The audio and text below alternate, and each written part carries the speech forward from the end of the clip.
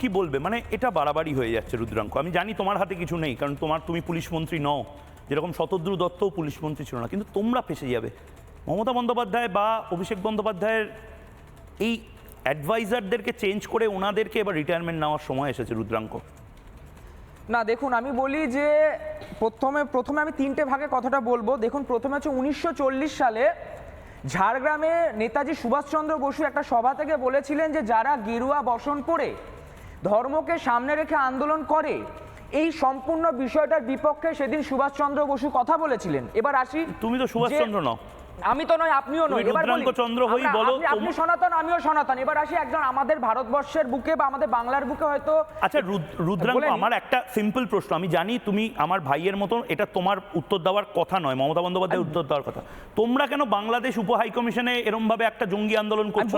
বলছি দাদা, তোমরা কি মোহাম্মদ ইউনুস কি তোমার কেউ হয়, চাচা জান হয়? দাদা আমি বলছি, শুনুন না, ব্যাপারটা হচ্ছে ফোন নাম্বার দেবো ইউনুসের, ও বসে বসে দেখছে কিন্তু তোমায়। আমার কথা, জবাব চায় বাংলা প্রতিদিন দেখে, মুড়ি জানাচুর খায় বাংলাদেশে বসে, আর জবাব চায় বাংলা দেখে কি না কি করে বেড়ায়। ওর কাজ নেই কিন্তু কোনো, কিছুদিন পরে চলে যাবে। তোমরা না যাও এরম ভাবে 26-এ। দাদা বলতে দেবে? বলো। থ্যাংক ইউ, বলতে দিও দাদা। ব্যাপারটা হচ্ছে এই যে আগের দিনে যে আন্দোলনে আমার মতে মনে হয় না যে মানে আমাদের স্বামী বিবেকানন্দের থেকেও বড় কোনো সনাতনী ওখানে ছিল। আমি স্বামী বিবেকানন্দের কথাটাই বলছি। স্বামী বিবেকানন্দ বলেছে ধর্মকে, দাঁড়ান না, দলীয় স্বার্থে। দাদা বলতে দিতে বললাম, দাদা বলতে দিতে বললাম, বলতে দিচ্ছে না দাদা, বলতে দিচ্ছে না দাদা, বলতে দিচ্ছে না। আমি থামা, নাম নিও না, এটা করো না, এটা করো না, এটা করো না দাদা, বিজেপিকে থামা।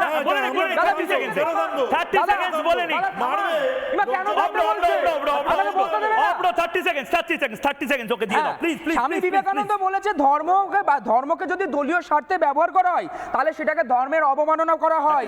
তার মধ্যে ধর্ম যদি রাজনৈতিক রাজনীতির দাসে পরিণত হয় তাহলে পরে ধর্মের আসল উদ্দেশ্য নষ্ট হয়।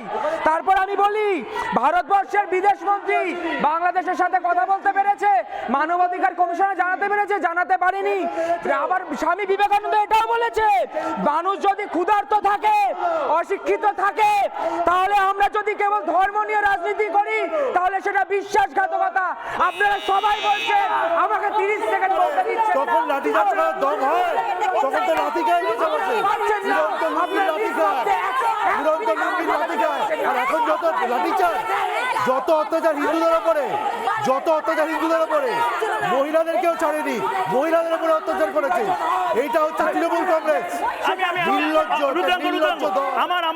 আমার সময় শেষ।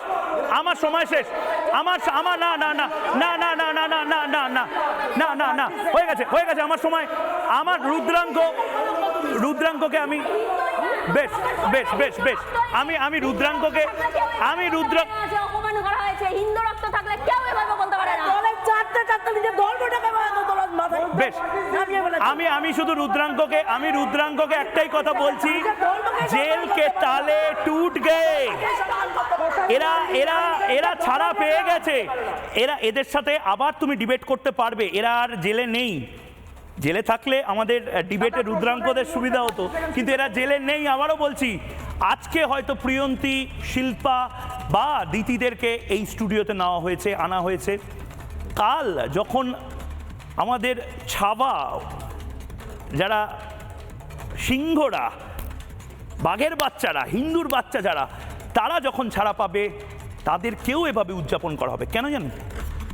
তার কারণ এরা কেউ চাকরি চোর নয়, এরা কেউ গরু চোর নয়, কয়লা চোর নয়। এরা এই বাংলার কোনো বিষয় নিয়ে আন্দোলন করতেই যায়নি। গেছিল ওই মেরুদণ্ডহীন মোহাম্মদ ইউনুসের বিরুদ্ধে আন্দোলন করতে, গেছিল দীপু দাস এবং চিন্ময় কৃষ্ণ দাসের হয়ে লড়াইটা করতে। হিন্দুরা এত ফেলনা কি করে হতে পারে? আর আমাদের ভারতের কোনো অঙ্গরাজ্যের কোনো সরকার যে হিন্দুদেরকে এভাবে মনোবল ভেঙে দেওয়ার চেষ্টা করবে পুলিশের মাধ্যমে, অকল্পনীয়। মমতা বন্দ্যোপাধ্যায়, আপনি হেরে যাচ্ছেন ভোটের আগেই। এরা আসলে আপনারই 80 এবং 90-এর দশকের ওই দামাল আগুন খেকো চেহারাটা, মমতা বন্দ্যোপাধ্যায়ের যে আগুন খেকো ইমেজটা ছিল, ভয় পাচ্ছেন এই আগুন খেকো ইমেজটাকে। তাহলে তো এবার সরকার থেকে যাওয়ার পালা। 2026-এর আগেই কি এই সরকার পড়ে যাবে? ছোট্ট বিরতির পর ফিরে আসছি, সঙ্গে থাকুন। নানা ধরনের কন্টেন্ট দেখার জন্য লাইক করুন, শেয়ার করুন আমাদের ফেসবুক পেজ, সাবস্ক্রাইব করুন আমাদের ইউটিউব চ্যানেল। পাশাপাশি অন্যান্য ব্রেকিং নিউজের জন্য অবশ্যই চোখ রাখুন রিপাবলিক বাংলায়।